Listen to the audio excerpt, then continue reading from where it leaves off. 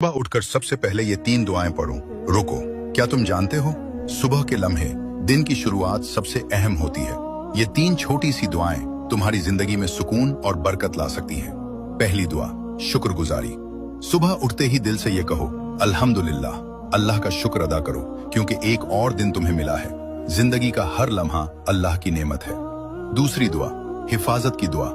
दिल में ये दुआ करो, या अल्लाह, आज के दिन मुझे बुराई से बचा, मेरी हिफाजत फरमा और मेरे कामों में बरकत दे। ये दुआ तुम्हें दिन भर के खतरात और परेशानियों से बचाएगी। तीसरी दुआ, खैर तलबी की दुआ। अपने वालिदैन, दोस्तों और सब लोगों के लिए ये दुआ करो, या अल्लाह, सबको खुशी, सुकून और सेहत अता फरमा। ये छोटा सा अमल दिल में मोहब्बत और सुकून पैदा करता है और अल्लाह की रहमत तुम तक आती है। याद रखो, जो शख्स सुबह उठते ही ये 3 दुआएं पढ़ता है, अल्लाह उसके दिन को आसान और कामयाब बनाता है। सबक,